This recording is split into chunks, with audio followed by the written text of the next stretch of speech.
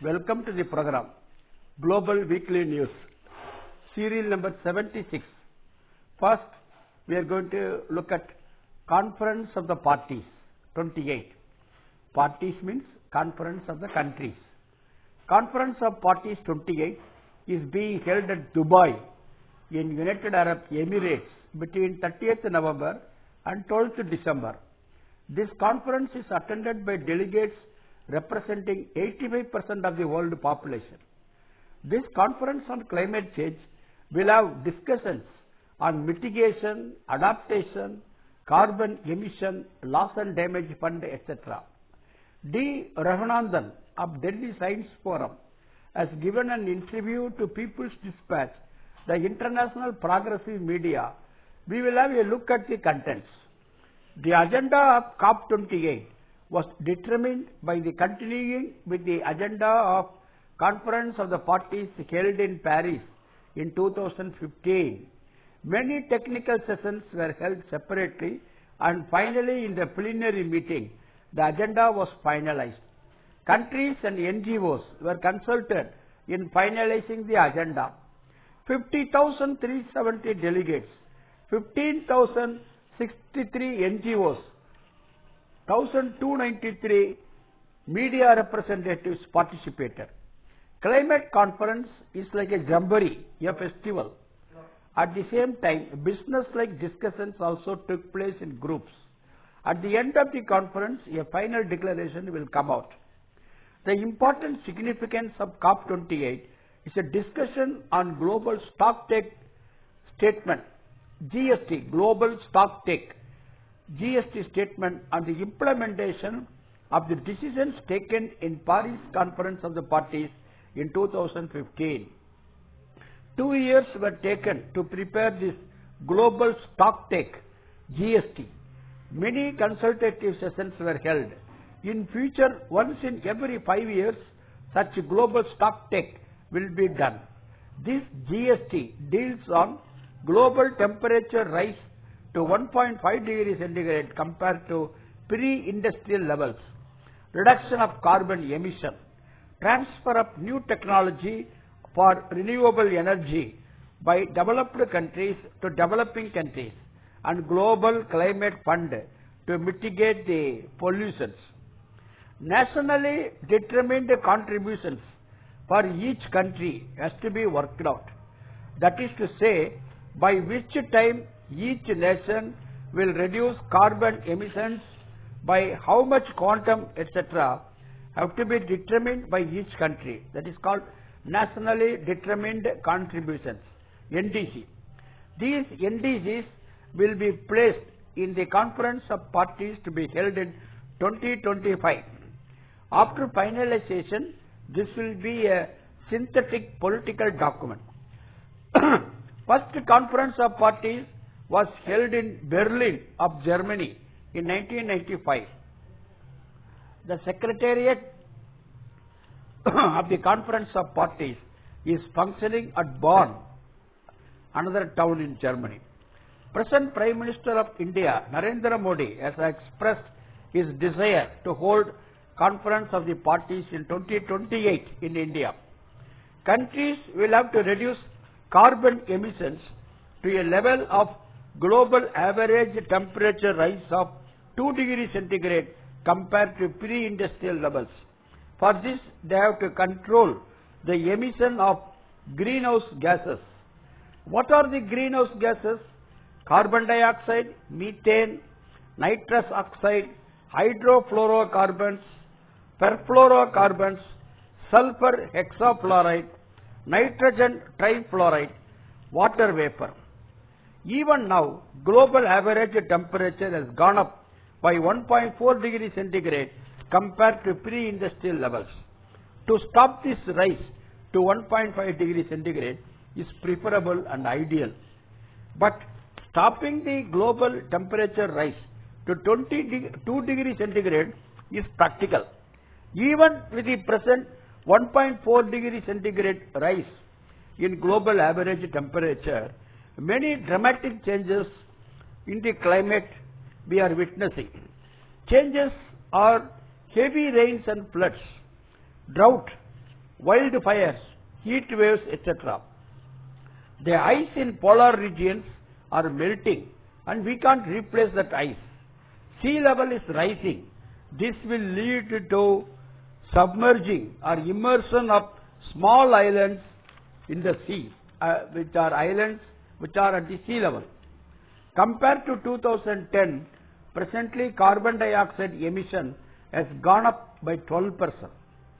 The developed capitalist countries like United States and Europe are mainly responsible for the increasing pollution of the globe. The use of coal, petrol, oil, natural gas, that is fossil fuels, have to be drastically reduced, and the world has to switch over to renewable energy like solar and wind energy. For this, the rich developed countries have to transfer the necessary technology and fund to least developed countries. Though Conference of Parties take decisions in this regard, the decisions are not implemented with the true spirit. Even the rich developed countries continue to use the fossil fuels like coal, petrol, etc. They say natural gas is used as an alternative. But even natural gas is a fossil material, though it is less dirty than coal. The rich countries bother about their own economic interests in utilizing their coal, petrol, oil and gas reserves. Now, green hydrogen is projected as another alternative. In the 2015 Paris Conference, it was decided that the rich countries have to contribute $10,000 crore per year towards mitigation of the damages due to climate change. This decision is implemented only 20%, but the rich countries say that they implemented 81.5%. Various development assistances given usually to the developing countries are also taken into account. By continuing the discussion on global climate financing, the rich countries, they hide their more and more use of fossil fuels, thereby polluting more and more the globe. The rich countries are of the opinion that they can very well manage more pollution and its disastrous effects. But 10 years from now, they will also face the problems aggravating beyond their control. If they realize after 10 years, then it will be too late. Comrades, just like international working class movement, we have international peasant movement also. Founded in 1993, La Via Campesina brings together the main peasant organizations from all countries and seeks to establish international consensus and practices for agroecological production that can combat food insecurity. 164 peasant organizations in 73 countries are affiliated to La Via Campesina. It is having a membership of 20 crores. The 8th International Conference of La Via Campesina took place in Bogota, the capital of Colombia, between 1st December to 8th December. More than 500 representatives of rural and peasant movements from more than 82 countries took part in the conference. The aim is to discuss experiences in building food security, food sovereignty, fighting hunger, and creating alternative projects to agribusiness run by corporates. The general coordinator of the conference had said that without food sovereignty, there is no future for humanity. Colombia's agriculture minister said that Colombia has reactivated the agrarian reform system, and important political goal is to achieve agrarian reform. Lakhs and lakhs of rural workers of Colombia left their territories due to threats from armed groups in the past. The forced removal of the rural workers had allowed agribusiness corporates to take over the land. They bought the land from those who carried out the massacres. So the present Colombia government of left President Gustavo Petro is launching a struggle against agribusiness. The conference expressed solidarity with the Palestinian people and condemned the Israeli attacks that have killed more than 15,000 people.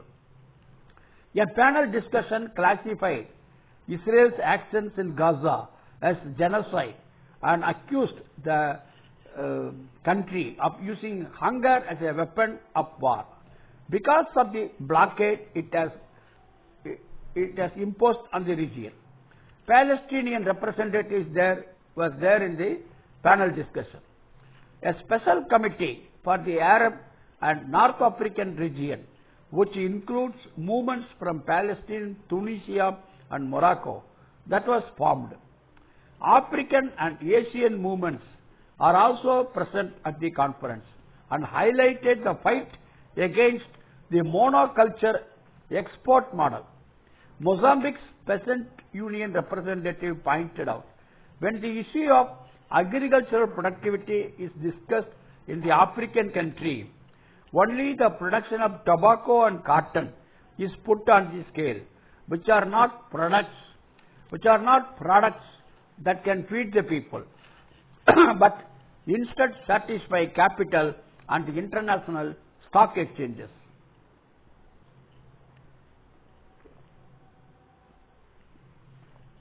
Comrades, now let us look at a referendum in Venezuela, a South American country.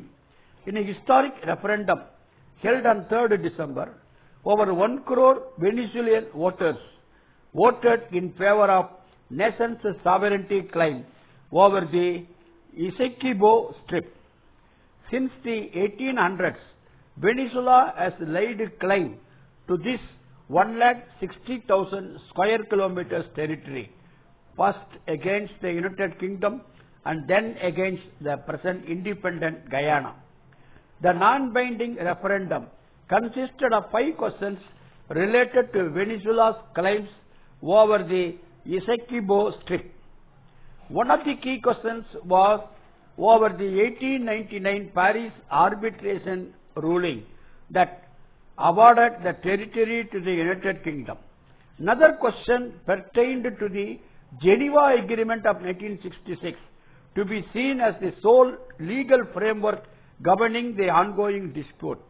The people were also asked if they opposed the International Criminal Court of Justice jurisdiction over the territory, as well as Guyana's resource extraction in the Essequibo waters. The last question proposed was the establishment of Guyana Essequibo as a new state, offering Venezuelan citizenship to its residents. Comrades, ExxonMobil is the largest MNC oil company. How it wants to prolong the conflict in Latin America, now we are going to see. ExxonMobil wants a war in Latin America. On 3rd December, a large number of registered voters in Venezuela voted in a referendum over the Essequibo region that is disputed with the neighboring Guyana. Nearly all those who voted answered yes to the 5 questions. Venezuela's President Nicolas Maduro said that the only winner is Venezuela's sovereignty. The principal loser is ExxonMobil. In 2022,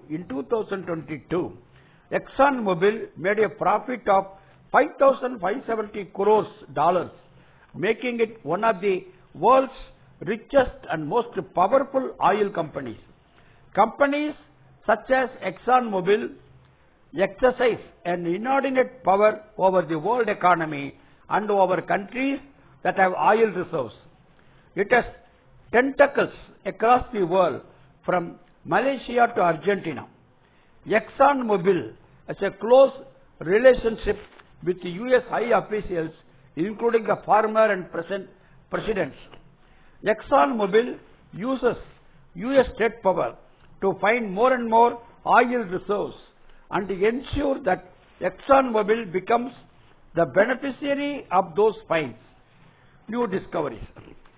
Venezuela people did not vote against the people of Guyana, having a small population of 8 lakhs, but they voted for Venezuela's sovereignty against companies such as ExxonMobil. When Hugo Chavez won the election to the presidency of Venezuela in 1998, he said that the resources of the country, mostly oil, which finances the country's social development, must be in the hands of the people and not oil companies such as ExxonMobil. From 2006 onwards, Chavez's government began a cycle of nationalizations with oil at the center. Most multinational oil companies accepted the new laws for the regulation of oil industry, but 2 companies refused: ConocoPhillips and ExxonMobil. Both companies demanded thousands of crore dollars as compensation. The International Center for Settlement of Investment Disputes found in 2014 that Venezuela only needed to pay ExxonMobil $160 crore in 2015. Hello? In 2015, ExxonMobil announced that it had found 295 feet of high-quality oil-bearing sandstone reserves. Production sharing agreement was reached with Guyana. ExxonMobil was given 75% of the oil revenue and exempt from any taxes by the government. Even the United States has withdrawn part of its blockade on Venezuela's oil industry. But ExxonMobil wants deepening of the conflict with Venezuela. Comrades, we always speak about Chicago whenever May Day comes. We remember Chicago martyrs and all that. So Chicago is very famous. Now in that, Chicago is a famous city in United States. There the migrants face lot of problems. Let us have a look at it.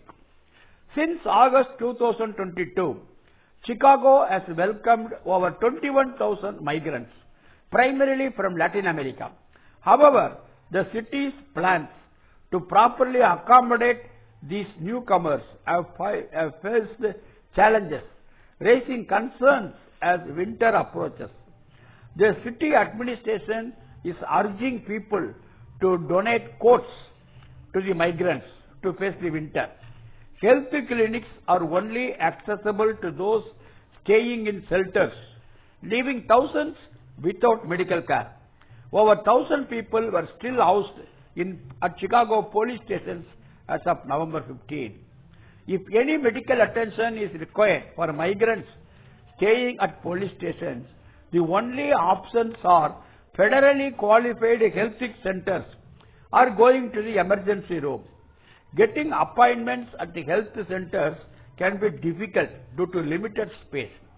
Emergency rooms have long wait times. Many migrants are hesitant to go to emergency rooms as they do not classify their ailments as emergencies. Several single men migrants are still in police stations for several months. Mobile migrant health teams provide medical care. In United States, without health insurance, it is very, very difficult to get treatment. Health care is operated like a business in the United States. Lastly, comrades, we are going to see the continuing genocidal attack by Israel on Palestine. Israel continues to kill and injure hundreds in its brutal airstrikes on the Gaza Strip. Airstrikes carried out by Israel on Gaza on 5th December killed at least 50 Palestinians. The majority of these casualties took place in Khan Yunis, a town in South Gaza, in airstrikes and ground shelling. Israeli bombardment has also led to complete breakdown of telecommunications and internet services in Gaza. This has caused and almost a total internet blockade in the enclave. Several Palestinians were also killed in multiple raids across the occupied West Bank. Israel resumed their military offensive on the Gaza Strip on 1st December, following the termination of 1 week pause, that is interim ceasefire. The latest death toll in Gaza after almost 2 months of genocidal attacks by Israel is close to 16,000 with 42,000 injured. Almost 75% of them are women and children. Close to 20 lakh people have also been displaced since Israel began its genocidal war on Gaza on 7th December. Thank you, comrades. Lal Salam. See you next week.